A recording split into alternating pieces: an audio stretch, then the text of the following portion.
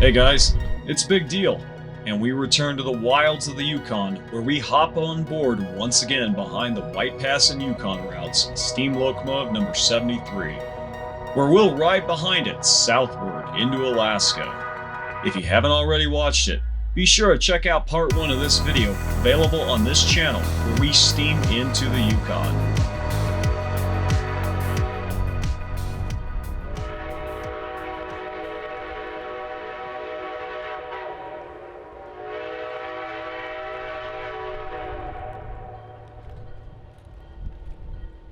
Just south of the depot, we cross a spit of water that connect Bennett and Nares Lake on this bridge, built as a swing span, but never used, and was eventually fixed in place as there's no need for paddle wheel boats to transit between the two lakes in the modern era.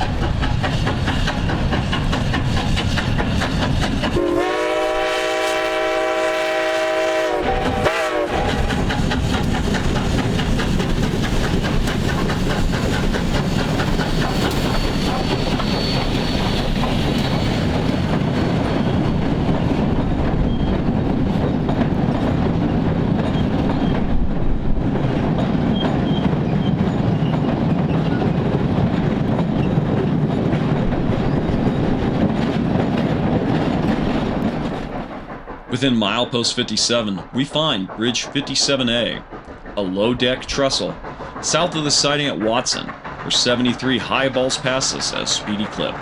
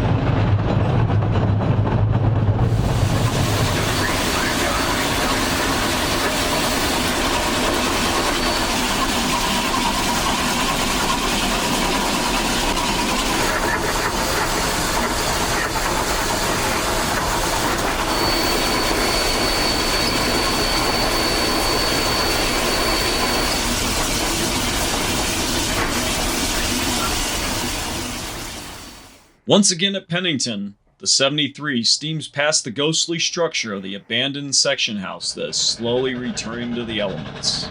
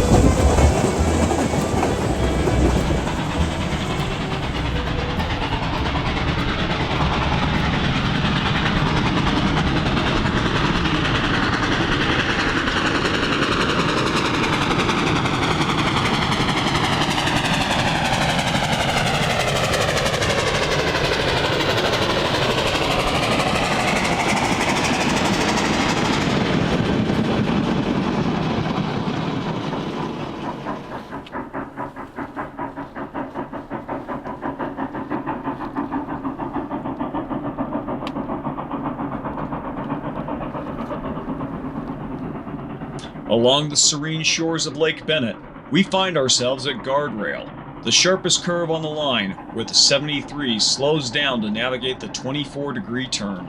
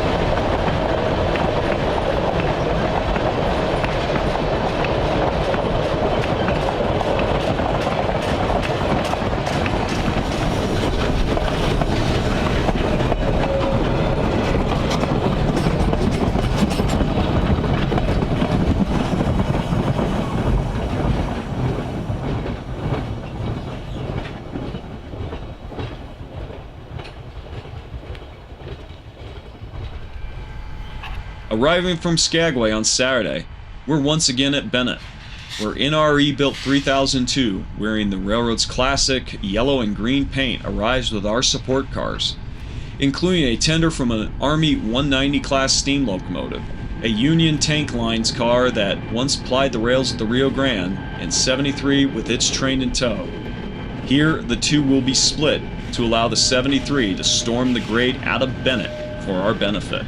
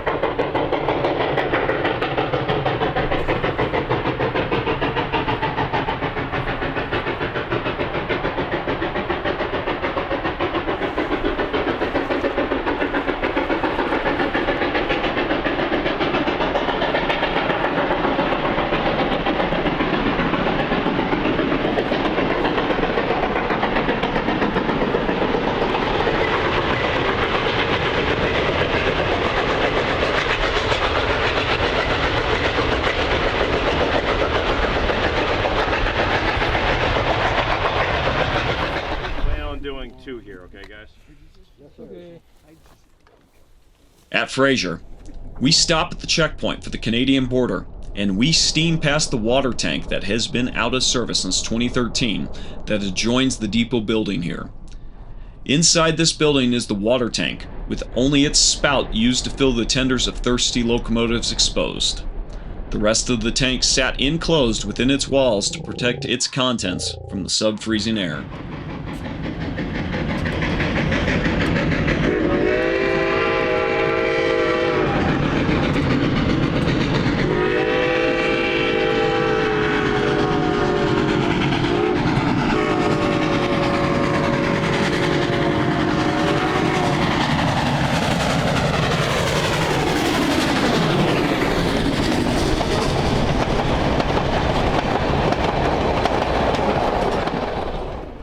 Just south of the depot, 73 steams past us to allow us to shoot it on the balloon loop, built here to allow rotary plow trains in the winter to return to Skagway, without having to clear the leg of the Y using manpower.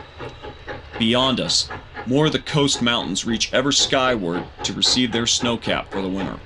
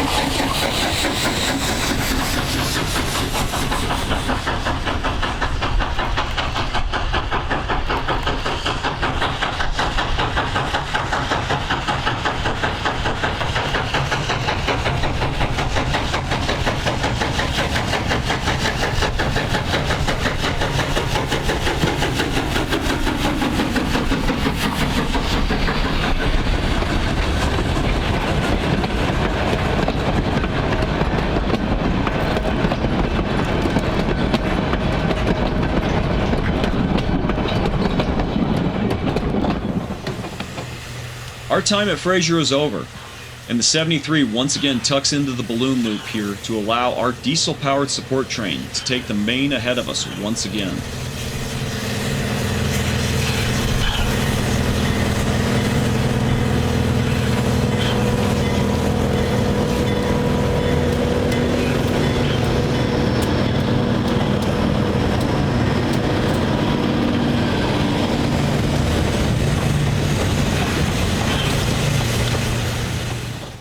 Just down the tracks, the 73 storms across this low-piled trestle across the Thompson River that flows from Summit Lake, seen here before dumping into Barnard Lake that abuts the station at Fraser.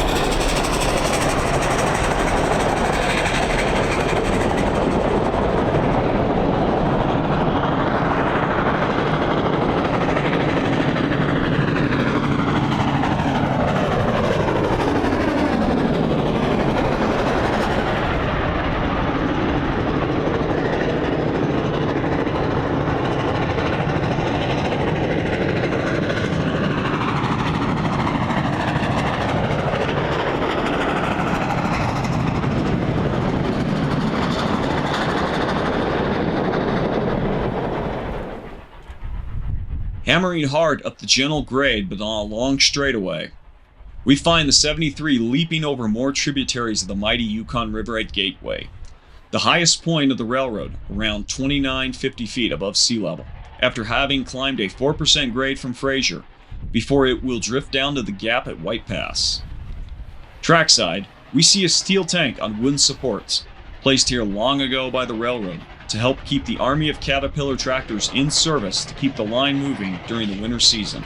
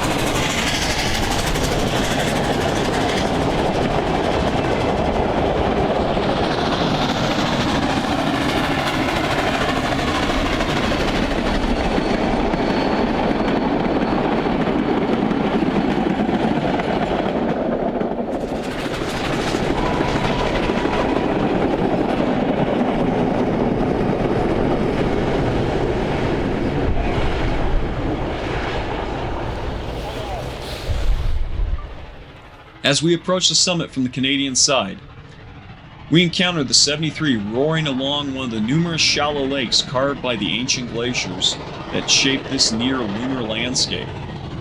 Multiple run pasts over 2 days give us a feeling of the ever-changing weather here.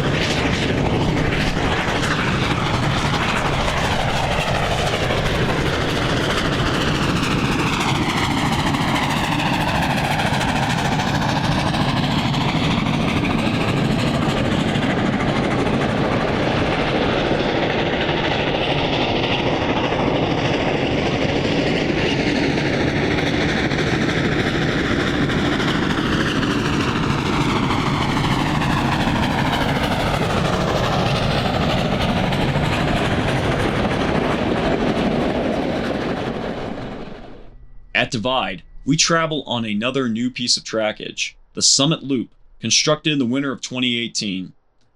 This new stretch of rail now allows all the Summit excursion trains to turn quickly at 20 miles an hour, instead of a laborious, time-intensive run-around and saw-by using the former siding alone when 3 trains used to be scheduled here at once.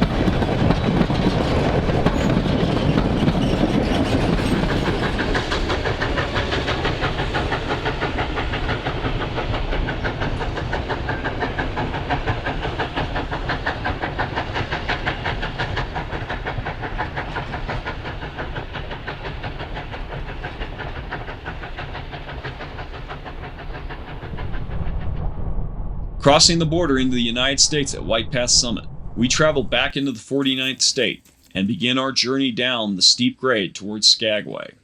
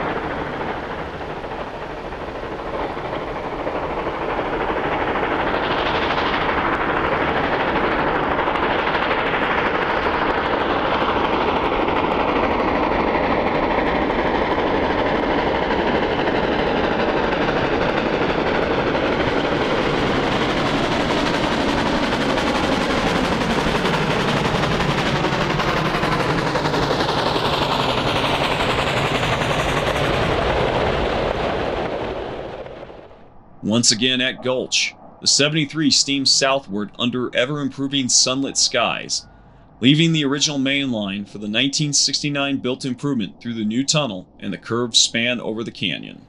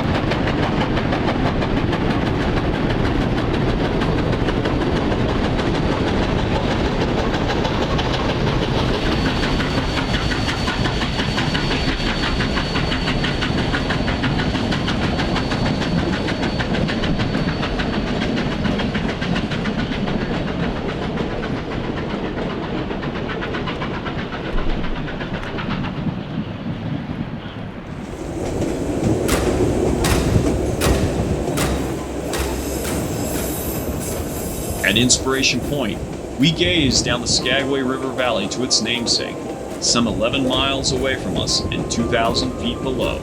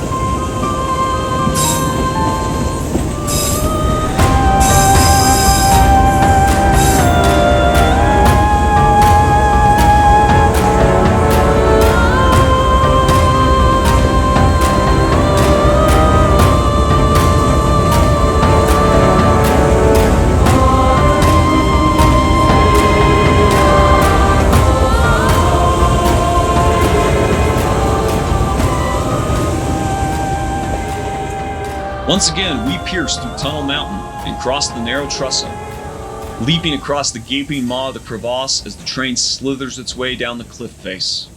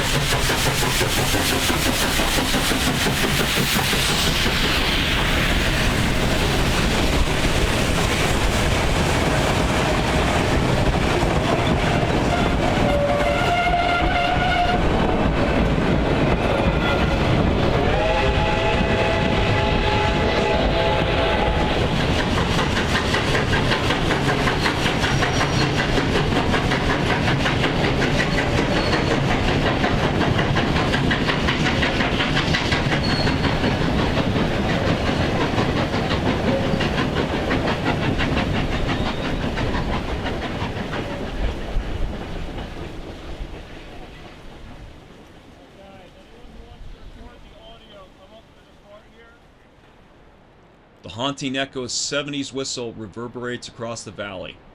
This whistle still carries the voice of a Denver and Rio Grande Western K-28, one of the few remaining relics of those long-gone locomotives.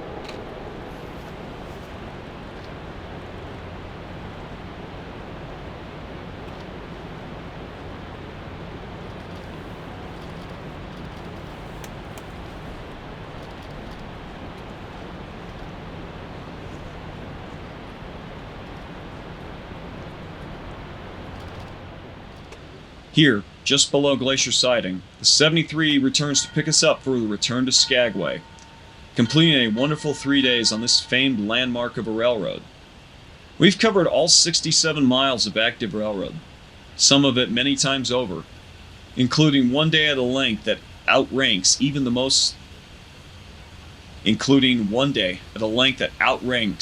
the longest active tourist lines.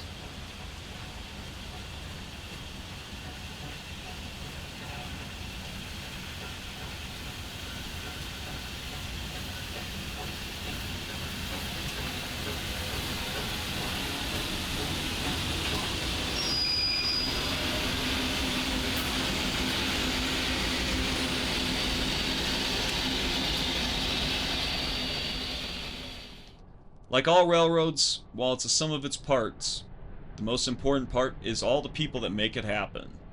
And in our case, the railroad would not run the way it does today without the men and women of the International Association of Sheet Metal, Air, Rail, and Transportation Workers, better known as SMART-TD, which before merger in 2013 was the United Transportation Union, or UTU.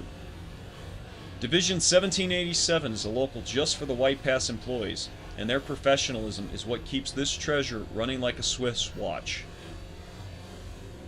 Or like a 4-ship Tuesday with 2 night trains scheduled on the White Pass.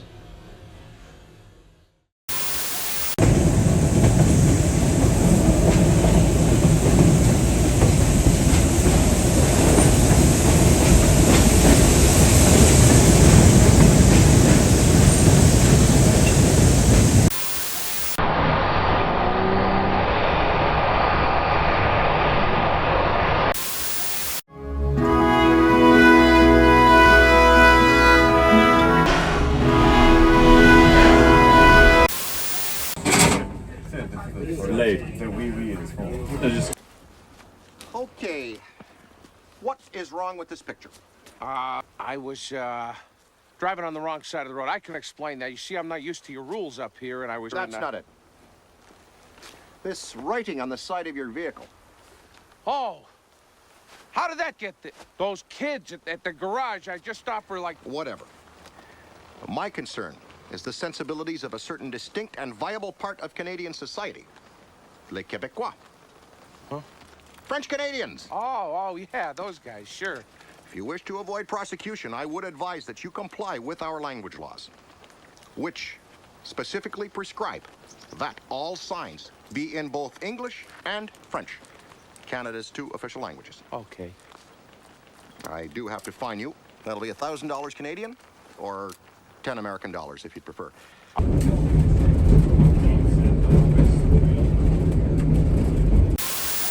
With only its spout visible, used to fill the tenders of thirsty locomotives exposed. Oh, okay. Should rewrite that. That's the water tank that has been out. Oh,